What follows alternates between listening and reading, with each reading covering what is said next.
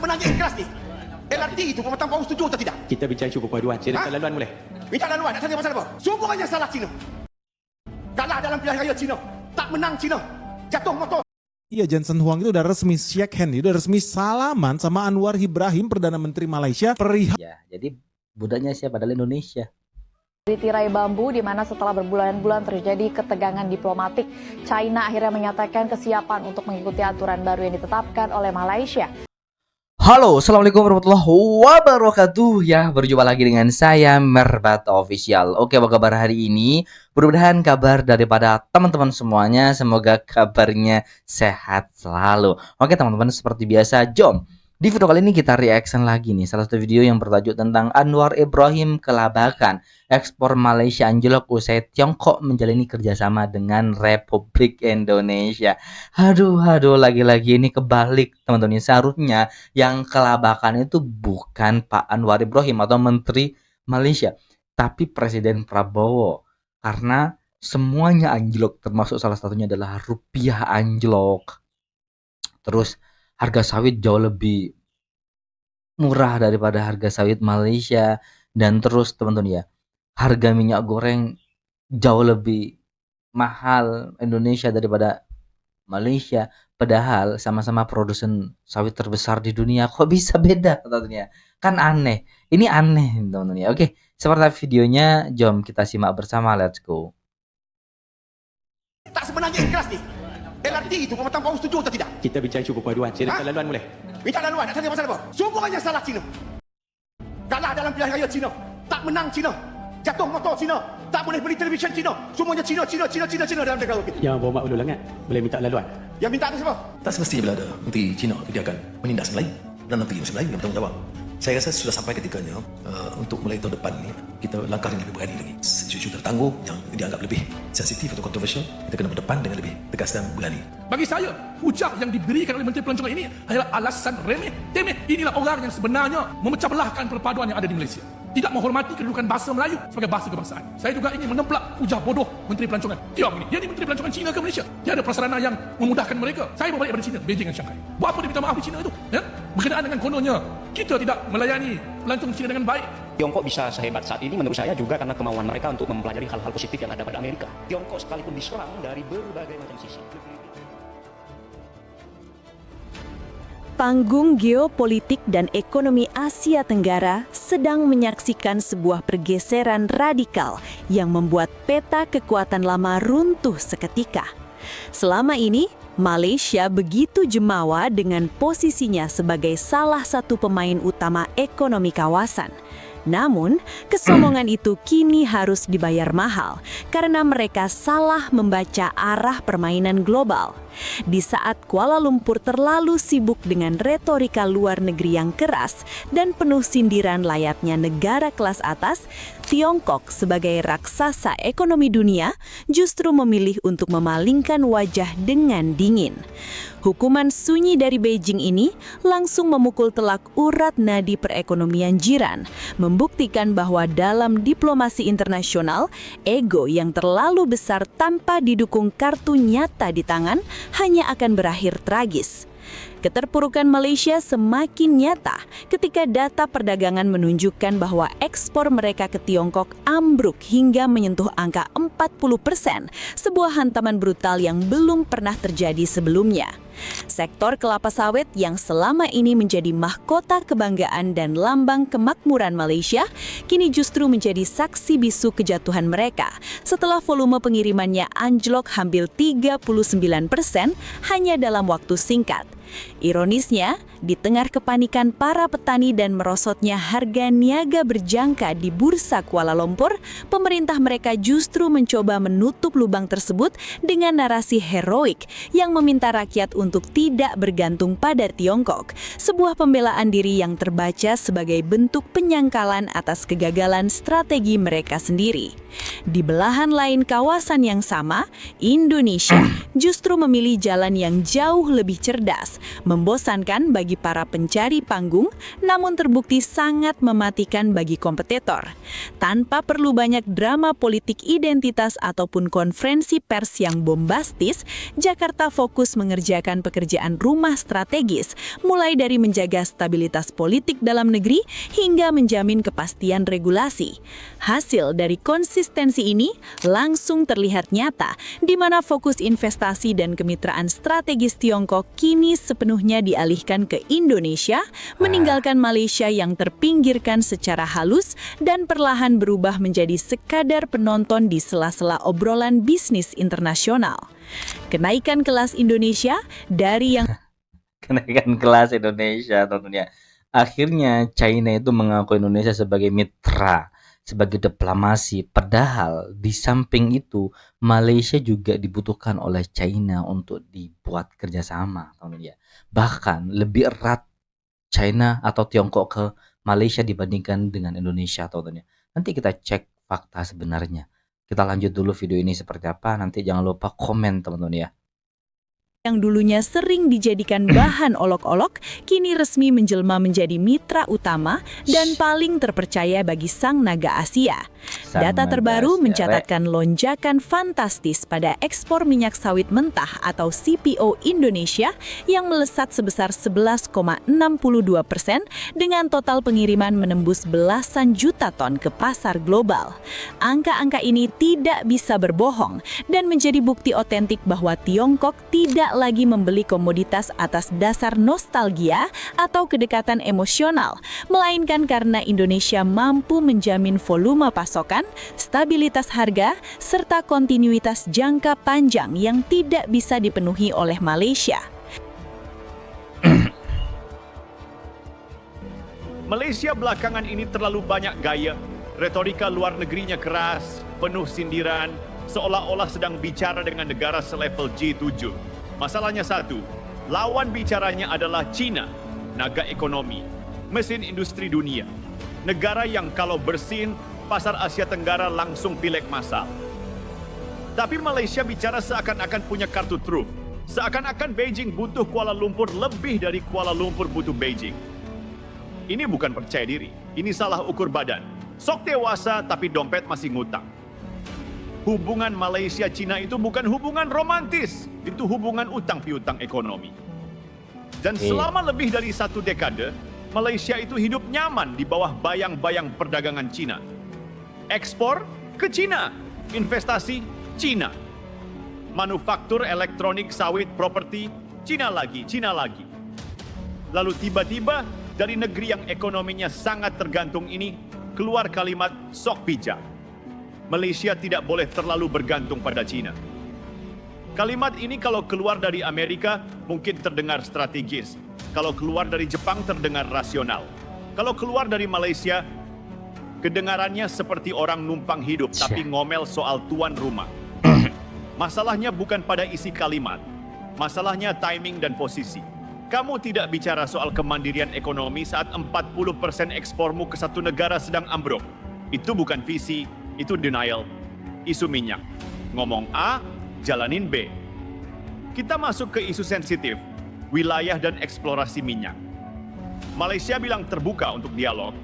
Malaysia bilang mau rundingan. Malaysia bilang menghormati klaim China. Tapi di saat yang sama, rig tetap jalan.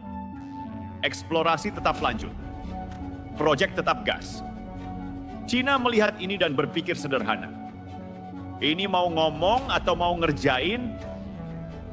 Dalam diplomasi, konsistensi itu segalanya. Kalau mulut bilang damai tapi tangan tetap menggali, itu bukan diplomasi. Itu double game. Dan China sangat alergi dengan gaya begini. Malaysia merasa China bertindih. Malaysia membalas dengan bertindih juga. Akhirnya, dua-duanya tabrakan. Dan di sini kesalahannya fatal. Malaysia lupa bahwa China tidak pernah suka dipermainkan, tapi juga tidak pernah ribut duluan. Menteri Pelancongan minta maaf yang salah alamat. Lalu datang episode yang bikin banyak orang geleng-geleng kepala. Menteri Pelancongan Malaysia minta maaf ke China.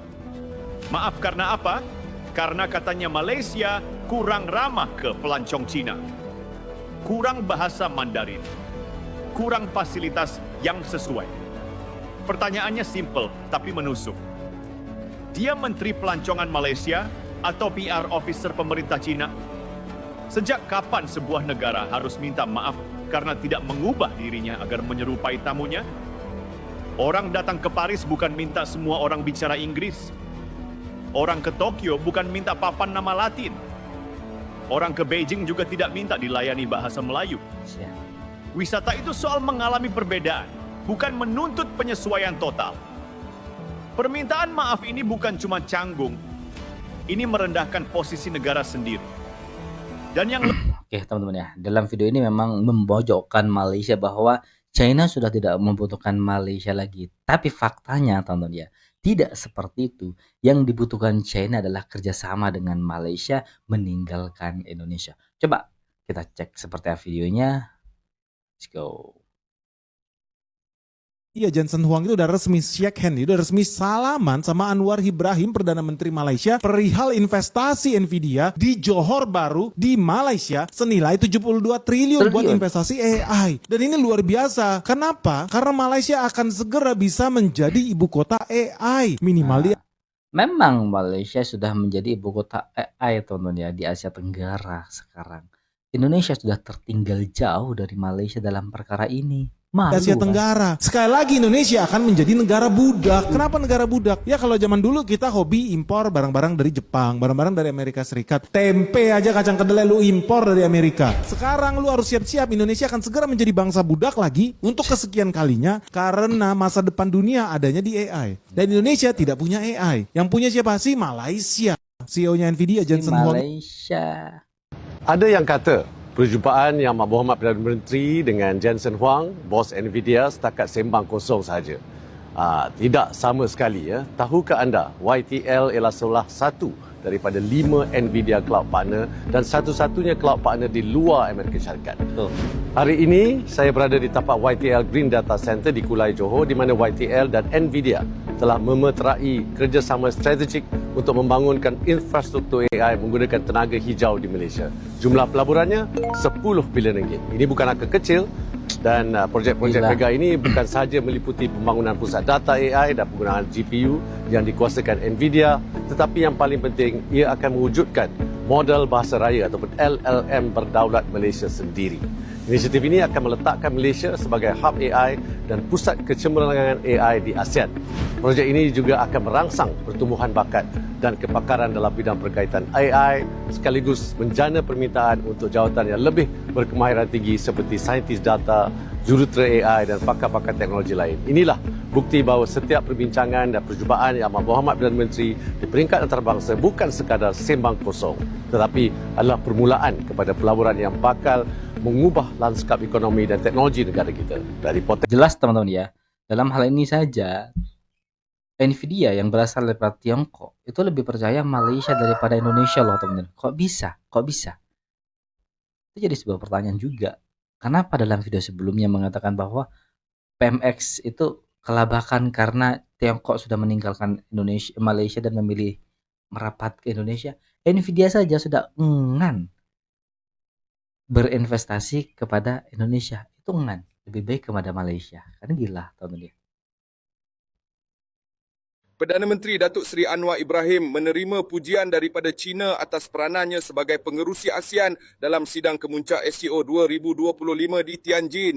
Menurut Duta Besar SCO Fan Chenrong, Anwar telah menyampaikan ucapan yang konstruktif dan memberi tumpuan positif kepada SCO serta potensi kerjasama dengan ASEAN.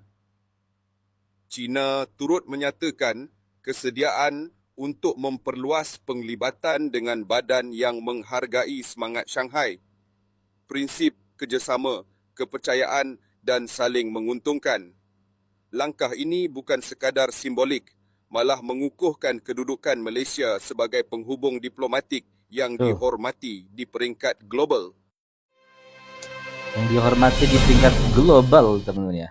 Malaysia dikatakan akan bekerjasama dengan China untuk membangunkan projek penapisan nadi bumi ataupun rare earth refinery. Dan ini satu langkah yang kita boleh katakan strategik yang boleh mengubah secara total lanskap industri teknologi negara kita. Laporan daripada Reuters mendakwa rundingan itu masih dekat peringkat awal dengan cadangan agar Khazanah Nasional bekerjasama dengan sebuah syarikat milik kerajaan China. Sementara itu, Beijing pula dikatakan diorang sedia untuk berkongsi teknologi pemprosesan sebagai pertukaran untuk akses kepada rizab nadi bumi dekat Malaysia yang dianggarkan 16.1 juta tan atau lebih 800 bilion ringgit. Tetapi belum sempat berita ni panas, Khazanah cepat-cepat menafikan yang mereka terlibat secara langsung dan katanya diorang hanya dalam fasa kajian industri, bukannya perbincangan rasmi. Akan tetapi kalau kita tengok dari sudut ekonomi, ini bukan satu benda kecil tau. Sebab Malaysia cuba posisikan diri kita sebagai satu pemain utama di dalam rantaian bekalan global nadi bumi, iaitu satu bahan penting untuk chip semikonduktor, kenderaan elektrik dan peralatan kejuruteraan moden. Kena ingat juga China ni, diorang dah lama tau dominan dalam pasaran ni dan kawal 90% pemprosesan dunia. Jadi kalau kita bekerjasama dengan diorang, yang mana diorang ni memang dah ada teknologi dalam ni, mungkin ini satu win-win bagi Malaysia dan juga China. Malaysia dapat teknologi, China dapat sumber mentah. Dan dengan kolaborasi ini, mungkin kita dapat mencabar persaingan dengan pemain lain macam dari Australia. Cuma yang sensitifnya projek macam kayaknya akan menjadi negara kuat karena dua negara ini akan bersatu teman ya, menjalin kerjasama, nggak macam Indonesia yang tertinggal daripada Malaysia loh. Ini melibatkan impak alam sekitar dan kelulusan kerajaan negeri serta persekutuan. Jadi bukanlah senang-senang boleh lulus. Dan macam kita tahu sebenarnya Malaysia ni antara negara dekat dunia ni yang ada potensi yang sangat besar dalam nadi bumi ataupun RE yang dianggarkan ada lebih 16.1 juta tan sumber bernilai lebih daripada 800 bilion ringgit. Tapi masalah dia nak keluarkan RE ni, dia bukan macam korek pasir je. Proses dia rumit, perlukan teknologi tinggi untuk asingkan bahan radioaktif dan logam bernilai tinggi. Malaysia dikatakan... Pemirsa, berita terpopuler yang terakhir masih soal negeri. Cina mulai tunduk ke Malaysia.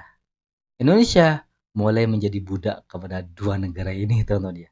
Negara ini akan menjadi negara menguasai AI, teman-teman ya. Jadi budaknya siapa? Adalah Indonesia. Di tirai bambu, di mana setelah berbulan-bulan terjadi ketegangan diplomatik, China akhirnya menyatakan kesiapan untuk mengikuti aturan baru yang ditetapkan oleh Malaysia. Kebijakan ini mengatur operasi perusahaan teknologi asing di Malaysia, termasuk transparansi data dan penguatan keamanan digital. Keputusan China dianggap sebagai upaya untuk memulihkan hubungan dagang dengan Malaysia yang merupakan salah satu mitra utama di kawasan Asia Tenggara. Kebijakan baru ini dilaporkan mencerminkan kekhawatiran Malaysia terhadap dominasi perusahaan teknologi China di pasar lokal. Beijing sebelumnya menunjukkan penolakan terhadap beberapa poin utama sejumlah aturan, namun desakan Malaysia terkait kedaulatan digital dan keadilan ekonomi membuat China akhirnya menyetujui persyaratan baru. Hal ini diprediksi akan berdampak pada strategi bisnis perusahaan China di Malaysia ke depannya. Analis menyatakan langkah ini juga menunjukkan semakin besarnya tekanan internasional terhadap dominasi teknologi China di tengah isu privasi data dan kedaulatan teknologi di berbagai negara. Di pihak Malaysia, kebijakan ini dipandang sebagai upaya untuk mengamankan posisi dalam ekonomi digital global.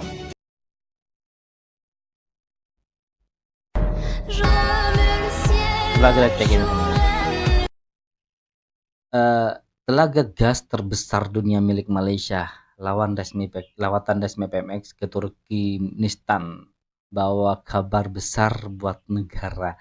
Malaysia sudah mulai gila, mulai maju ini teman-teman ya. Dan ini PMX sudah beri bayangan awal sebelum lawatan resmi ke Turkistan. PMX ada menedahkan Malaysia berpotensi memperoleh akses kepada satu zon antara terbesar di dunia. Peluang ini cukup penting sehingga memerlukan penglibatan terus Perdana Menteri dalam proses rundingan diplomasi. Wah, gila. Kenapa Turkmenistan jadi rebutan dunia? ternyata Malaysia juga berperan di dalamnya tentunya. Gila lah, pokoknya Malaysia semakin maju, semakin gila, semakin di atas Indonesia tentunya. Ini yang dikhawatirkan Indonesia tidak bisa mengalahkan Malaysia tentunya. Oke, itulah video reaction hari ini. Buat teman-teman yang suka dengan video ini, silahkan bantu dengan cara menekan tombol like, komen, dan share. Jangan lupa juga please subscribe channel daripada Merbat Official ini teman-teman. Baik, kita akhiri dan ketemu di video berikutnya. Wassalamualaikum warahmatullahi wabarakatuh.